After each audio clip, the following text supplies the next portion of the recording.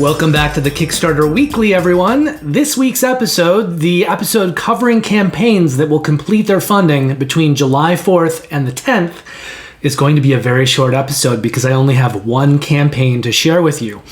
Before I talk about that campaign, I will talk about a few campaigns that I decided not to include. I'm trying to bring to you the best of the best campaigns. So to that end, I will talk very briefly about 4 or 5 campaigns that did not make the cut this week, just so you have an idea of the ones that are just not quite making it through. But before I get to those campaigns that are not included and the one that is, I'm also going to briefly talk to you about the 3 games that I've played since the last video.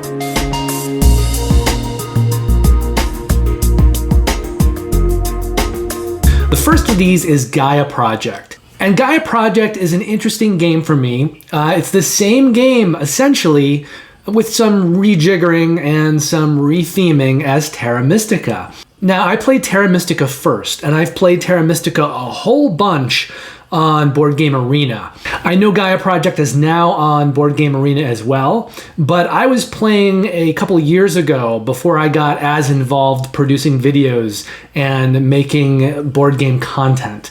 So while I've gotten very involved in that the last couple of years, I haven't really played anything on BGA. So I have never played Gaia Project on Board Game Arena. But when I was using Board Game Arena all the time, I would play Terra Mystica a lot, and I became very familiar with all the factions in that game. I knew instinctively what to do with different factions, kind of what led to what actions. For me, I just hadn't played Gaia Project. I hadn't owned Gaia Project at that time.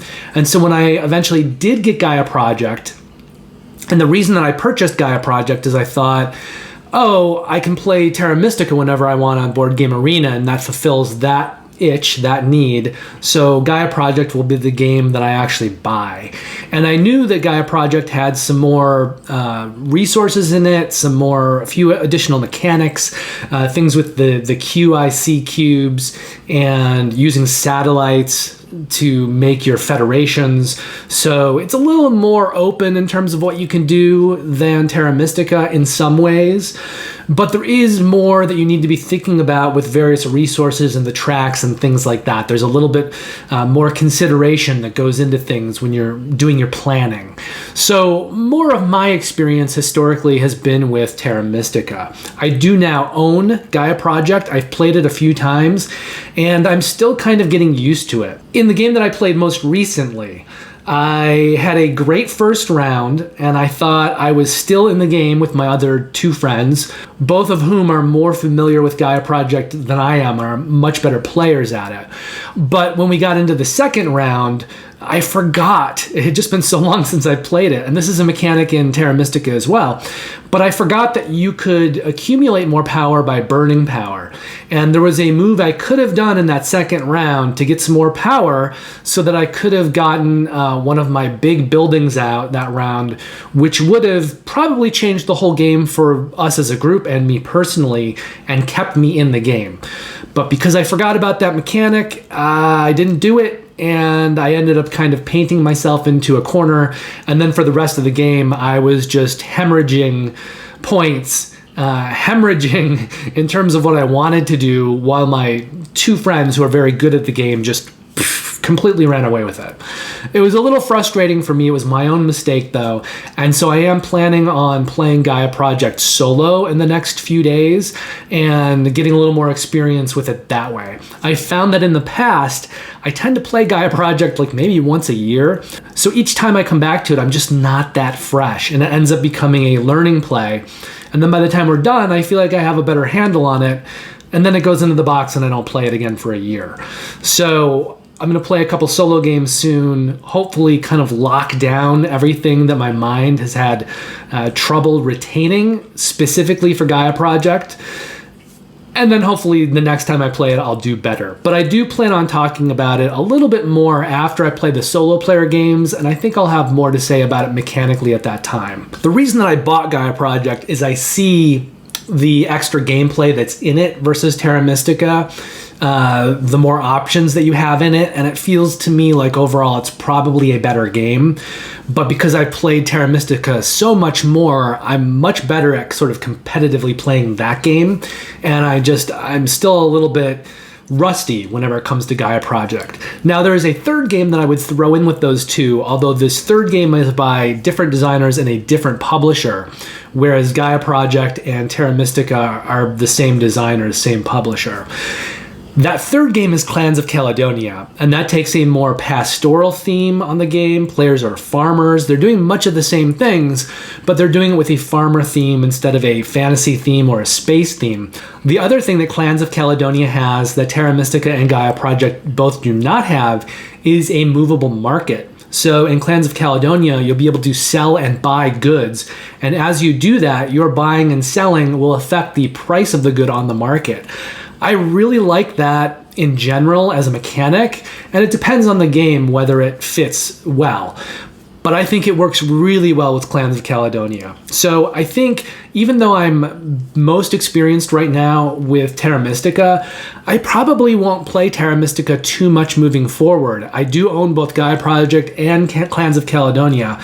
I like some of the things that are specific to clans, and so I know I will continue to play that one. And I think that Gaia Project has advancements over Terra Mystica. I just haven't wrapped my brain around all of them yet. But the more I do, and I plan on kind of cementing that knowledge with my upcoming solo plays, the more I do, I think Gaia Project will be my game of choice over Terra Mystica just for the other things that it brings to the table. I also played Keyflower this week with that same group, and Keyflower is a very different game from Gaia Project because when you go into Gaia Project, there is a lot of information that you need to know. There's a big information download. It's very hard to pick it up.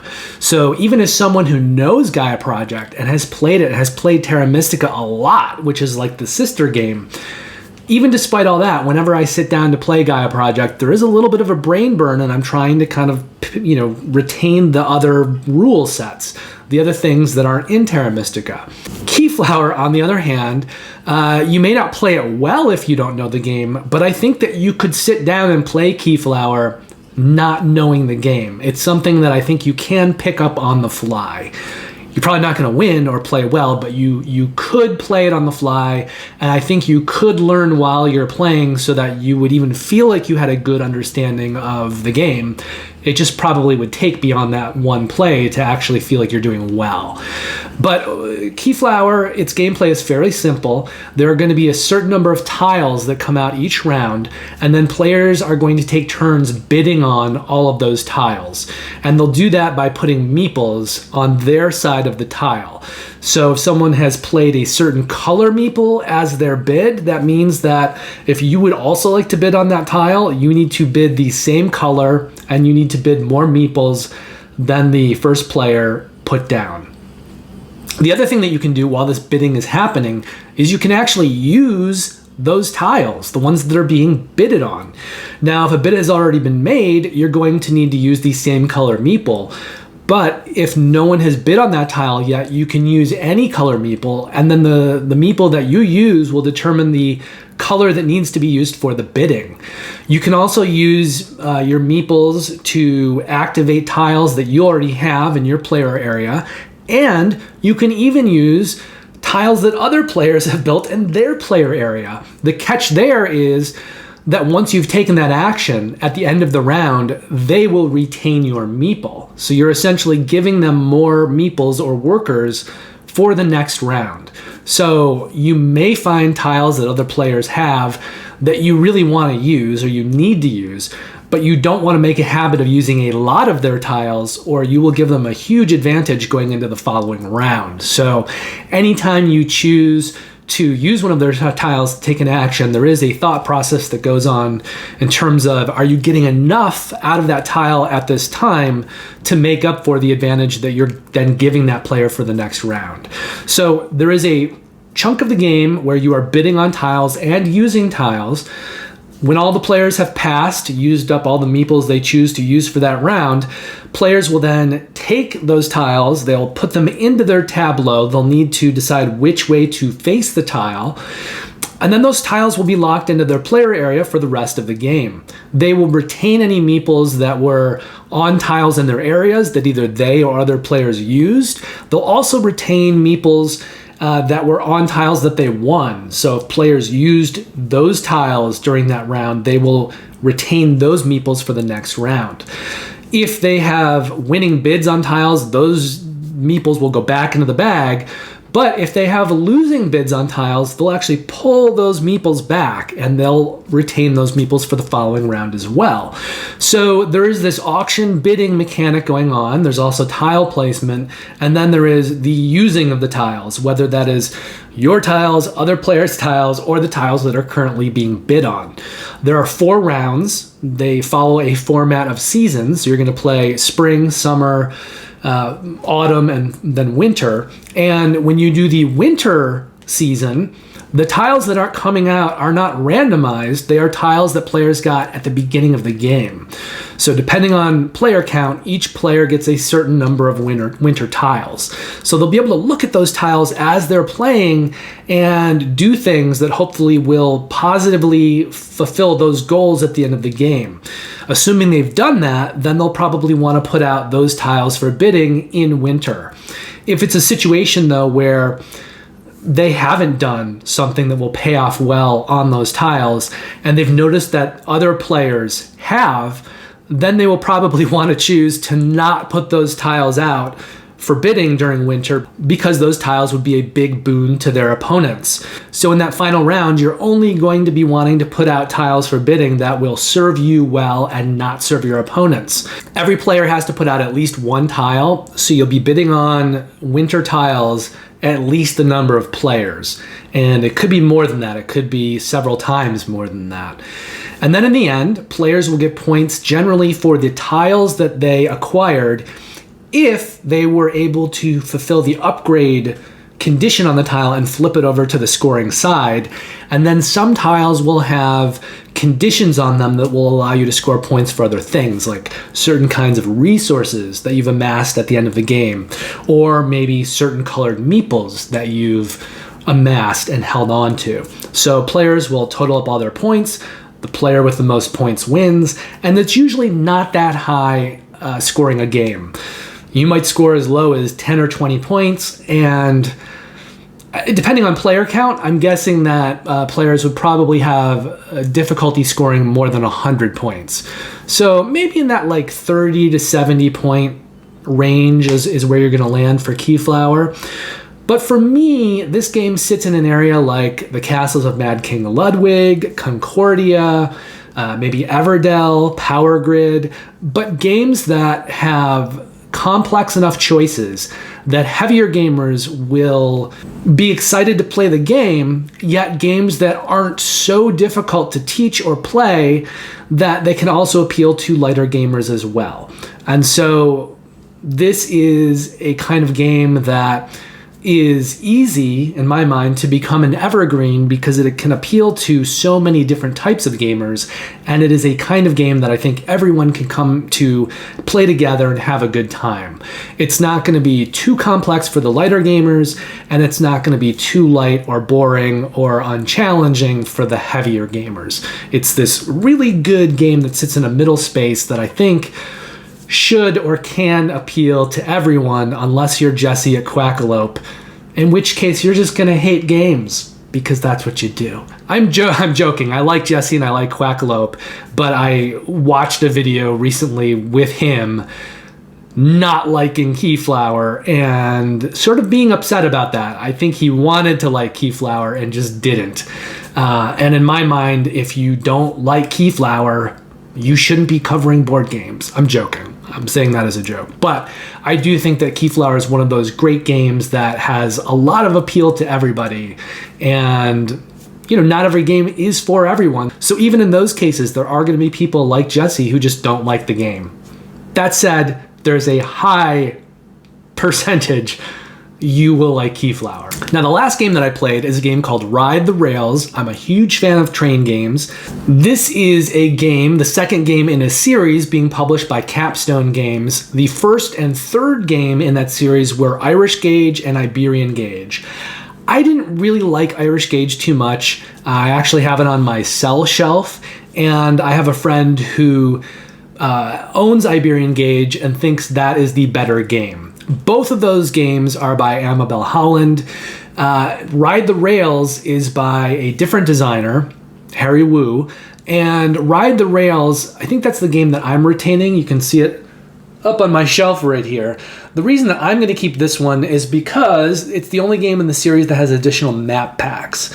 And all three of these games work very similarly, which is, even though they're train games, you're not really doing a lot of train building or pickup and delivering. They're more stock trading games. So the way that these games work is at the start of every round, each player is going to choose one type of train to own stock in player order. And then each player is going to get to build 8 hexes, -1 for each mountain hex you build into, of trains of colors that they own. So they'll be laying out some track. And then in player order, each player gets to deliver one passenger, just one, from one city to another, and they'll get points on that, and so will other players, depending on how many links and which colors those other players have.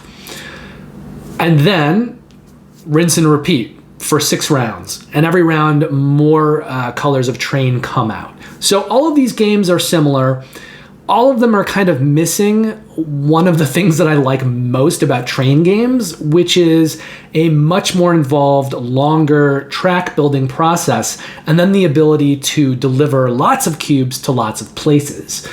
This streamlines that, makes it very small, that part of the mechanic, and makes it much more about stock investment and which trains you're investing in. And it's a much simpler, shorter game as well. So I don't love those games. I would much rather be playing Railways of the World or Age of Steam, but I think that there is an advantage to having one of these types of games in your collection because it can be played quicker. It's got the auction bidding mechanic in it, the stock holding mechanic, and that's kind of more front and center if you're playing with people who want to play a game that prioritizes that. So for me, amidst all those games, the one that I'm keeping is Ride the Rails because it has more map packs. And so there's more variability and replayability built into that game, the second in the series, at least in my opinion, because of those additional map packs. I've got Australia and Canada, and the second one, I'm not even sure. Let's see. So Australia and Canada and France and Germany, neither of which have been opened yet. I've only played on the base map, but I will be keeping Ride the Rails. I am selling Irish Gauge, and I won't be acquiring Iberian Gauge, but I would like to play my friend's copy of Iberian Gauge at some point, just to play it, see what it's like, and feel a little more confident in the fact that I'm keeping... Where's my finger going? I'm trying to move my finger. There we go. Just to make sure that I'm keeping the best of the series in my collection. Okay, so those are the games that I've played this week. Let's move forward and talk about the single campaign that I'm recommending to you for this period.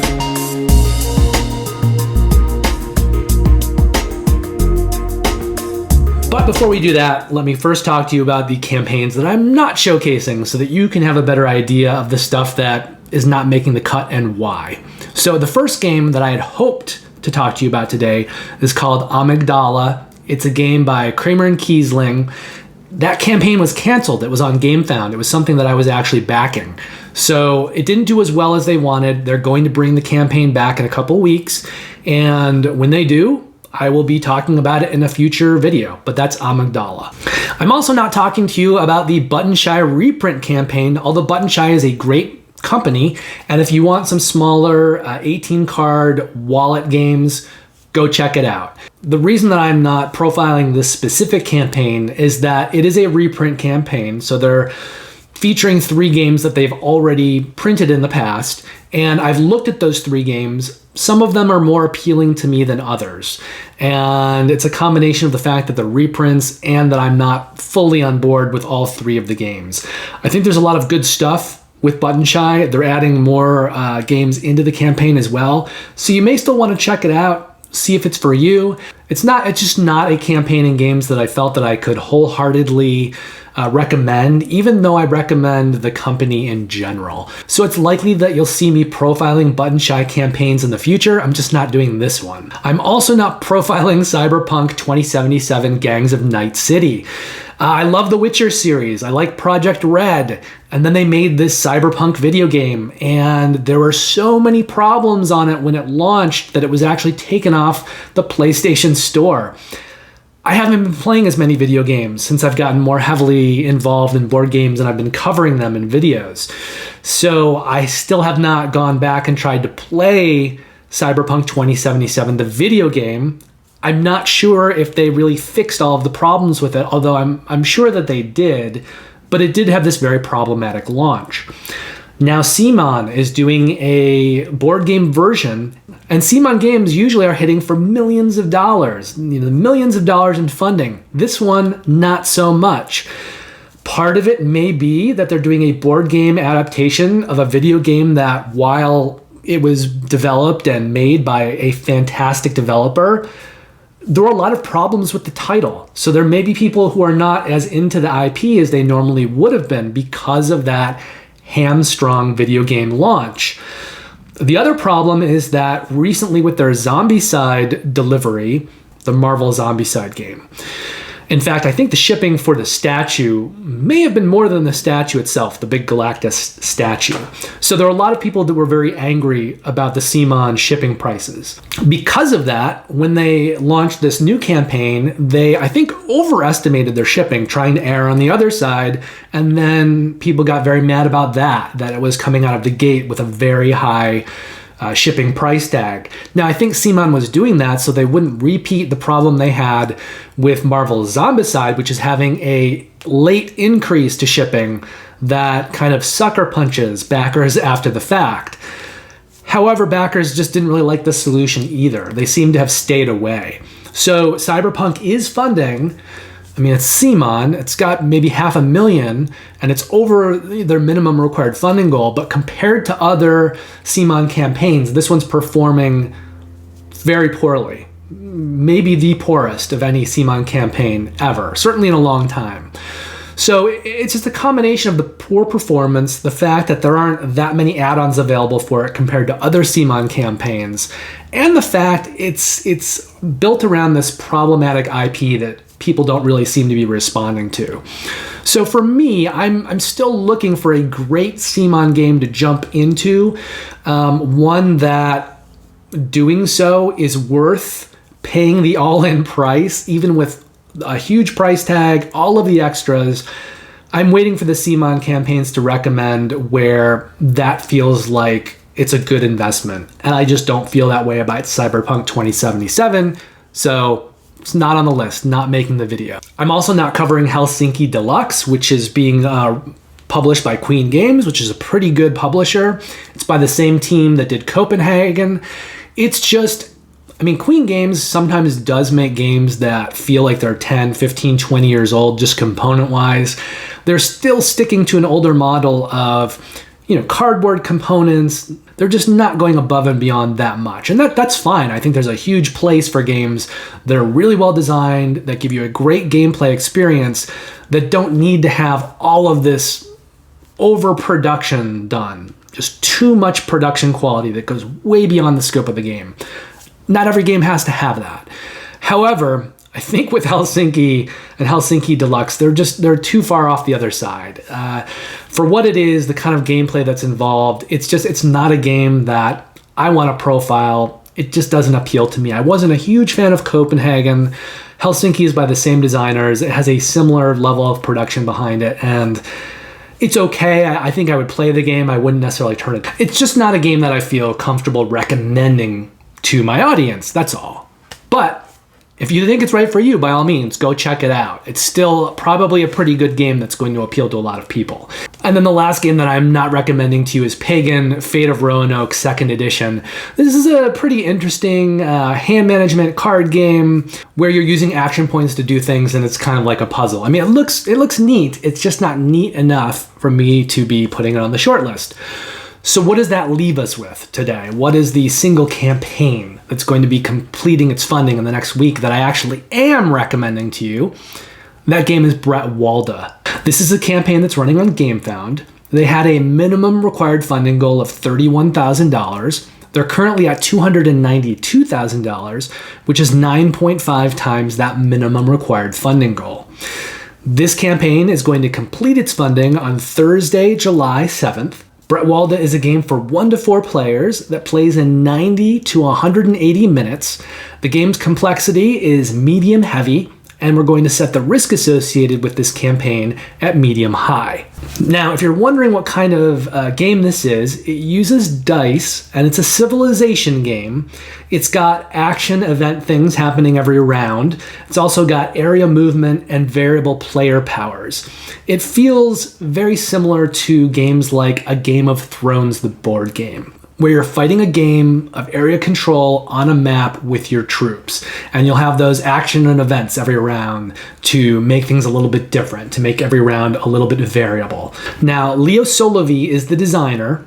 Leo Solovey is also the artist. And this is his first big published game, both as a designer and as an artist. So there's a little bit of an unknown here. However, it's being published by Phalanx, who is a big publisher of war games, and occasionally they'll publish something that has maybe a war game element to it, but more of a mainstream feel or a design. They actually published Martin Wallace's Nanty Narking. In fact, the 3 games that are the highest rated of their games on Board Game Geek are Hannibal and Hamilcar, Nanty Narking, and U-Boot the board game. You've got 3 different pledge options on this one. For $91, you can pledge the base game, and that's going to get you the core game and 30 of these building miniatures. For $184, you can pledge the gameplay bundle. That's going to get you 4 more things than the base pledge. 2 of them are expansions for Bretwalda, and then 2 of them are standalone games. One is called Bretwalda Chess. So it's basically a chess set using the Bretwalda figures and art. And also Bretwalda Neftfall, which is a Bretwalda themed version of Neftfall. Now, in addition to those 2 games, you're also going to get 2 expansions. The first is called Danalag, which is a 5th player expansion, but also adds in a few more variables and mechanics to add to the gameplay variability a little bit. The second is called Vanished Kingdoms, and that is going to give you 4 more factions, but they're not player factions. These are neutral factions that can be used within the game. So these will definitely give you more variability, more replayability, and they'll be able to change up the game in different ways. Now, if you pledge at $260, which is the all-in, you're going to add in 3 more things to your pledge, although these are more quality of life upgrades. So you're going to get a giant neoprene playing mat. You're going to get card holders so that instead of, just putting your cards down in a tableau in front of you, you can have them in a card holder rack for easy viewing. And the last thing is some player mats and some dice trays. Now, you can get a lot of these things as add-ons as well. So if you want the Bretwalda chess set, that's $20 as an add-on. If you want the Bretwalda Neftfell set, that's also $20 as an add-on. The Danalag expansion, which is the one with the 5th player capabilities, that's $30 as an add-on. And the Vanished Kingdoms with the 4 neutral factions, that is $23 as an add-on. As an add-on, the card holders are $20. There's also a 1st player miniature, which is $7. Now that, I believe, is free if you are following this campaign before it started. It's also a Kickstarter exclusive. But if you weren't following prior to the launch of the campaign and you still want that 1st player miniature, you won't be able to get it after the campaign elsewhere, so make sure that you add it on here for $7. The giant playing mat is $51. You can also add on metal coins for $20, but be aware that the metal coins are already included in the base version of the game. So if you're getting a $20 add-on of metal coins, that's going to be an additional set of metal coins. Maybe you want it for another game as well. But you will always be getting 1 set of metal coins with your pledge, no matter what level it's at. $41 is the add-on price for the player mats and dice trays, and that will include 5 player mats, neoprene player mats, to replace the player boards in the base game, as well as 2 neoprene foldable dice trays. Now in the continental United States, you're looking at $19, $25, or $38 in shipping, depending on which of the three pledge levels you backed at. And then Phalanx is currently planning on delivering Bretwalda in May of 2023. So that wraps up the single campaign I'm recommending to you that's going to be completing its funding for this period. Let's quickly talk about the games I recommended last period.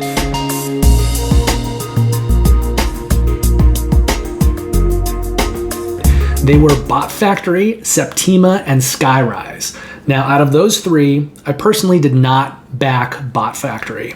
It's a lighter version of Kanban EV.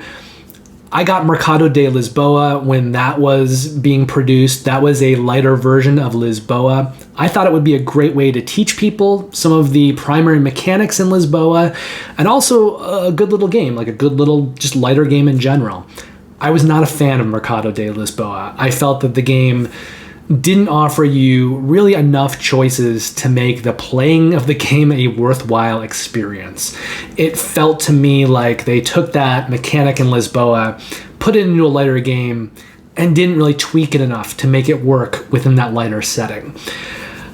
I just, having had a bad experience with one lighter version of a Vital Lacerda game, who's my favorite designer, by the way, I just didn't feel the need to repeat that experience with Bot Factory, although I'm hoping that I'm wrong, and I'm hoping that Bot Factory does work as a great standalone game.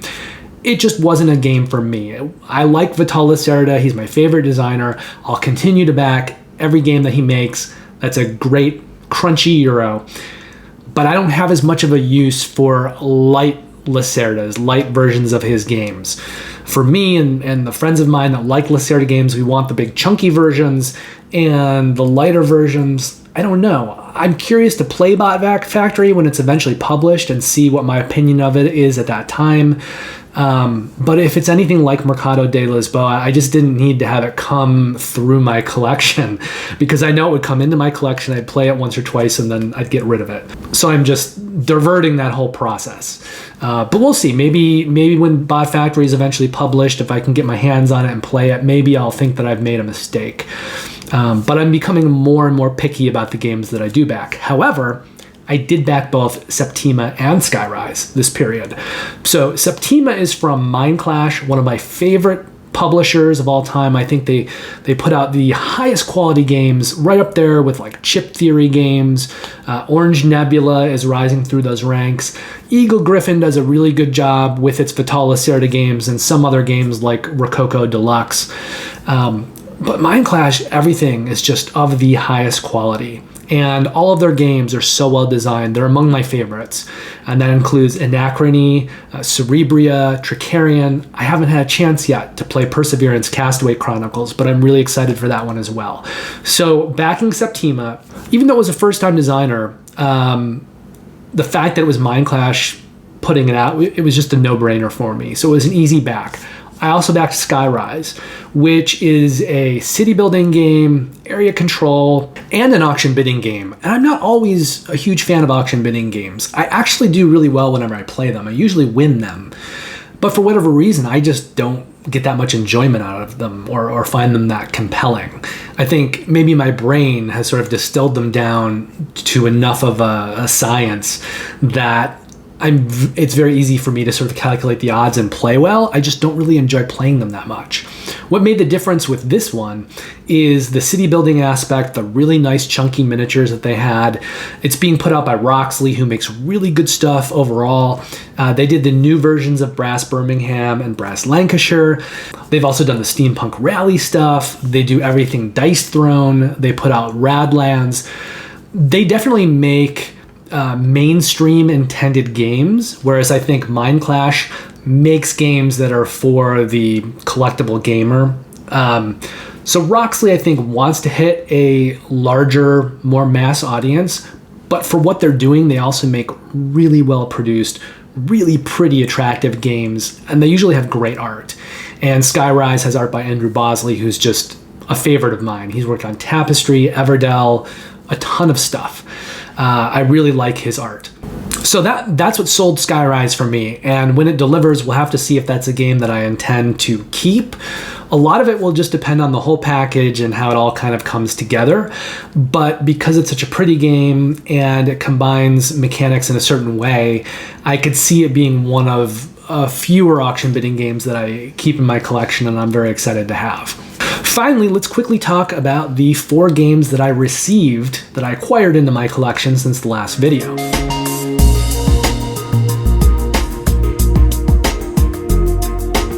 The first one is Clash of Cultures Monumental Edition. Now, I like games with lots of different mechanical systems. I like civilization games. I played Clash of Cultures once, an older version of it. I didn't love it because I think there were a lot of moving parts, and I don't think I'd learned it beforehand, so I think someone did a teach. So I had a good but not great experience the first time I played Clash of Cultures. But this Monumental Edition was produced, and it was on a huge, very steep sale, and so it seemed like the ideal time for me to acquire it in my collection, play around with it a bit, get a deeper look under the hood, and see if it's a game for me. And if it is, this is definitely the version to own. It has everything. Now, to fill out my order so I could get free shipping with that Clash of Cultures, I also picked up Gutenberg, which is a game that I don't really know that much about. I know it's got auction bidding, I know it's got simultaneous action selection, I know it's got worker placement, and I know it's themed around the printing industry.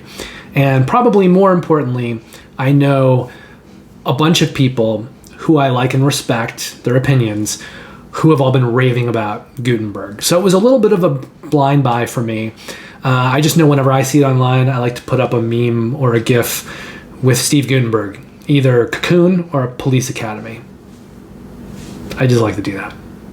But as far as the game goes, it's a game that I'm excited to play with my fiance Kristen. I think it's something that she may like, and I've heard such good things about it. It's just a game that I wanted to play and have my own experience with.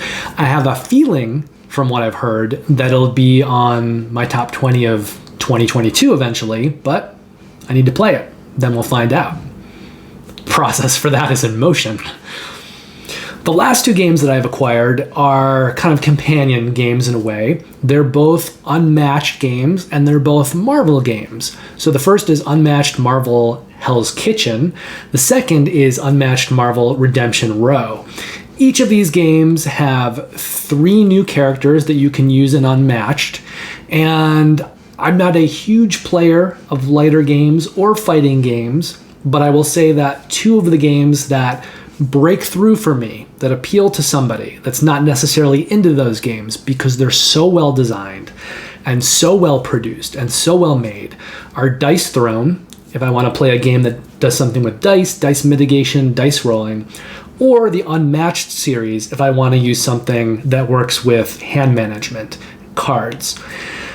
I love the Unmatched series. I think for me, the best base box that I would recommend is Cobble and Fog, where you can play with Sherlock Holmes and Watson, the Invisible Man, Dr. Jekyll and Mr. Hyde, and I believe maybe Dracula is also in that box. But Unmatched is just such a great game because depending on what you buy, there are some characters that are sold separately, like Deadpool and Bruce Lee. And then there are some that are sold in sort of base boxes where they have 4 characters, and then they've sold some 2-character packs. So with these new Marvel editions, they're giving you 3 characters. And I believe they're giving you 3 characters for the same price that they would normally charge for a 4-character base game box. And I believe the reason they're doing that is just because the Marvel license is more expensive. The great thing about Unmatched, though, is how each character, based on the cards that they have, fights very differently. They have defensive abilities, they have offensive abilities, they have some passive abilities, but the cards are so well designed, the card packs for each character, that they give each character a very different fighting style that feels so unique to that character. And at least in the characters that I've played, not only is that experience very specific to that character, but it really captures that character. And so I really, really like playing the different characters and seeing how they work and figuring out how to play to that character's strengths. paths. Now, in the new Hell's Kitchen edition, you've got Daredevil, Elektra, and Bullseye. And in Redemption Row, you've got Luke Cage, Ghost Rider, and Moon Knight. Now, there's a third Marvel pack, I think, that's supposed to be coming out this year. It's called Teen Spirit. It's got Ms. Marvel, Squirrel Girl, and Cloak and Dagger. I'll probably be picking that one up when that launches as well, just because Unmatched is great. The characters are great. The way that the decks are specific to each character is great. And I think bringing it into something like Marvel is going to be even more awesome because they've got very specific characters with different personalities and fighting styles. And I think the system is going to adapt very well to those characters and provide just an even better experience than what Unmatched already does, which is just off the charts to begin with. So I'm very excited to play some more Unmatched and get different characters from these two sets to the table. So that's it for me for this video. Have a happy 4th of July. I hope you're doing something fun, playing lots of great games. I'm going to be going on a little 2-day trip with my now wife because we just got married down to Long Beach for a couple nights. We're going to take our dog to a special dog beach down there. There aren't really any dog beaches in LA County. So normally if we want to take our dog to the dog beach, we have to go to Ventura County. But we're going to be in Long Beach for a couple nights. And I hope you're doing something special as well. So I will be back next week with another video, more campaigns to share with you. In the meantime, play lots of great games, be excellent to each other, take care, and I'll see you very, very soon.